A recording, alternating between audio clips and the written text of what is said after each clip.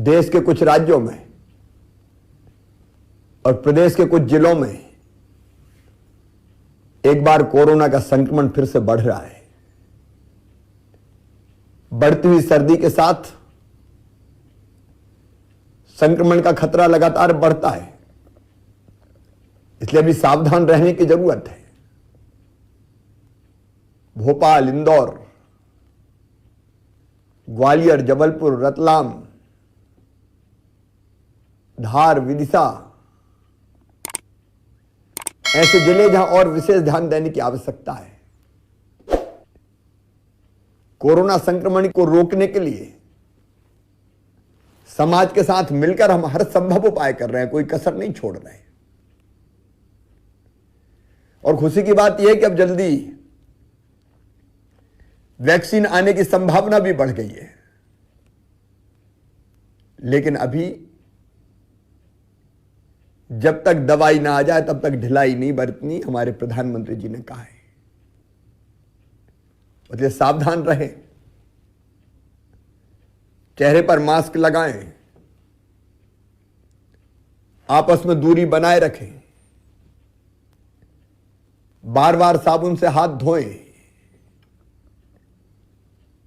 Mask ही अभी vaccine है।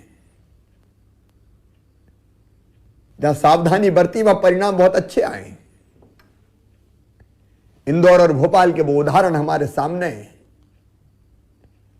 कि जिन मोहल्लों में बुरी तरह से संक्रमण फैला था वो अब लगभग संक्रमण से मुक्त है। जहां संक्रमण है वहां हमने कंटेनमेंट एरिया बनाने का फैसला किया है। इंदौर में, भोपाल में कंटेनमेंट एरिया बनाए गए। कंटेनमेंट एरिया में जो परिवार आते हैं, मेरा उनसे आग्रह है कि कृपया करके कंटेनमेंट एरिया से बाहर ना निकलें। संक्रमित मरीजों का इलाज होम आइसोलेशन में भी हो रहा है, लेकिन एक बात ध्यान रखें, होम आइसोलेशन के बाद अगर कोई व्यक्ति बाहर निकलता है, संक्रमित व्यक्ति बाहर निकलता है, तो वो दूसरों की जिंदगी तो खतरे में डाल ही रहा है, अपनी जान भी संकट में डाल रहा है। इसलिए कृपया करके ऐसी स्थिति में बाहर ना निकले। सरकार, प्रशासन कोई कसर नहीं छोड़ेगी। समाज सेवी संगठन लगे हुए हैं, मीडिया के मित्र लगे हुए हैं, अखबार, इलेक्ट्रॉनिक मीडिया जागरूकता अभियान चला रहे हैं, मैं उनको धन्यवाद देता हूं। लेकिन सबसे ज्यादा हमें स्वयं सावधान रहने की आवश्यकता है। मित्रों, हमारे यशस्वी प्रधानमंत्री श्रीमान नरेंद्र मोदी जी ने देश की संसद में 3 कानून बनाए। वो पूरी तरह से किसानों के हित में है। अब किसान को अपनी फसल बेचने की स्वतंत्रता, वो मंडी में बेचे चाहे मंडी के बाहर बेचे, वो व्यापारी को बेचे चाहे फूड प्रोसेसर को बेचे, एक्सपोर्टर को बेचे, अगर उसके घर बैठे उसे अच्छे दाम मिल रहे हैं तो किसी को तकलीफ क्या है, किसान का नुकसान क्या है। एक के बजाय अनेक विकल्प किसान को मिले। अगर कोई कॉन्ट्रैक्ट फार्मिंग करना चाहता है और कोई उसको बोनी के समय ठीक दाम दे रहा है और किसान को लग रहा है कि इस दाम पे जब मेरी फसल आएगी, उपज आएगी, बिकेगी तो मुझे फायदा है, तो किसी को दिक्कत क्या है। और वो भी ऐसे प्रावधानों के बावजूद कि अगर कीमत बहुत ज्यादा बढ़ गई तो किसान उस करार से बाहर भी आ सकता है। अगर कोई व्यापारी अनलिमिटेड किसानों की फसल को खरीदना चाहे, उत्पाद, फल हो, सब्जी हो खरीदना चाहे, तो उस पर लिमिट क्यों होनी चाहिए। अगर स्टॉक पर सीमा नहीं होगी तो खरीदी ज्यादा होगी, दाम ठीक मिलेंगे। इसमें किसी को क्या आपत्ति हो सकती है? और इसलिए मेरी अपील है कि किसान के हित में है ये तीनों कानून। एमएसपी की व्यवस्था लगातार जारी रहेगी, मंडियां समाप्त नहीं हो रही है। इसलिए हम पूरी ताकत से किसानों के हित साधने वाले इन कानूनों के साथ खड़े हैं। मेरे प्रिय किसान बहनों और भाइयों, हमने अनेकों कदम किसान के हित में उठाए। गेहूं की खरीद से लगा के अभी ज्वार बाजरे की खरीद,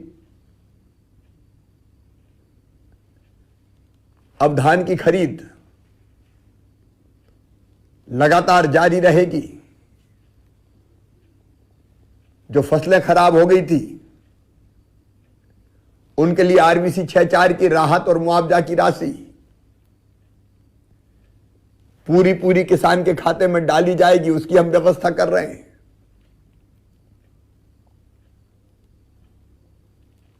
अभी 3 तारीख को ही प्रधानमंत्री किसान सम्मान निधि के साथ जोड़ के जो मुख्यमंत्री किसान कल्याण निधि बनाई है,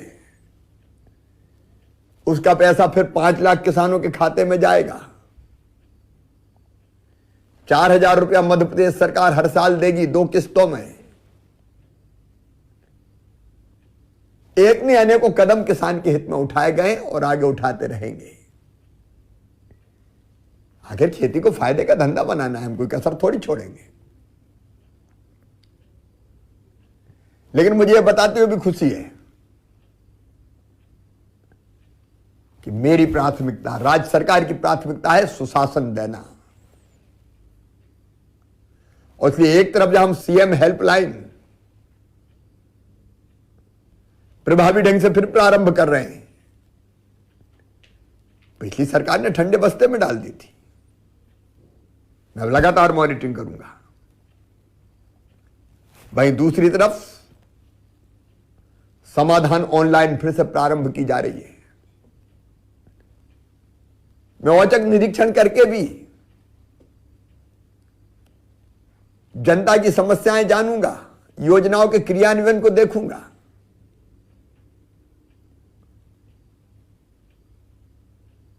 ताकि हम सही समय पर निश्चित समय सीमा में बिना किसी परेशानी के योजनाओं का लाभ दे सकें। लेकिन एक बात और साफ है, आप लगातार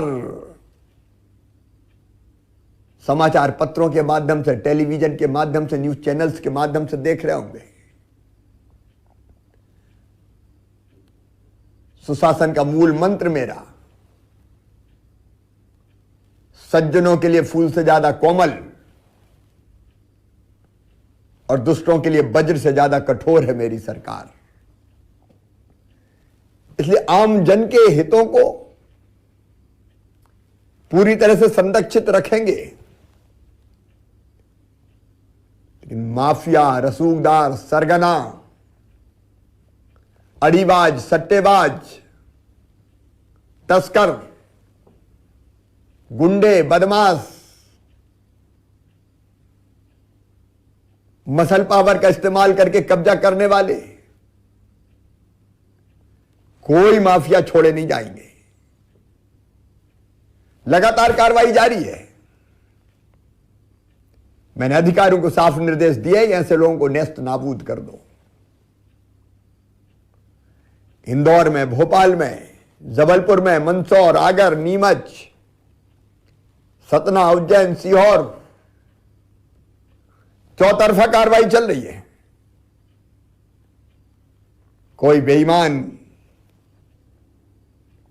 कोई माफिया छोड़ा नहीं जाएगा। आखिर ये जनता के हकों पर डाका डालते हैं, कानून और व्यवस्था से खिलवाड़ करते हैं। हम इन्हें नहीं छोड़ेंगे। और इसी तरह मिलावट खोरों के खिलाफ अभियान जारी है। मिलावट से मुक्ति अभियान लगातार हम प्रभावी कार्रवाई कर रहे हैं।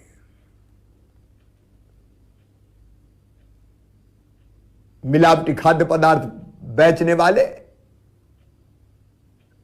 लोगों की जिंदगी से खिलवाड़ करते हैं। ये माफ करने के लायक नहीं है।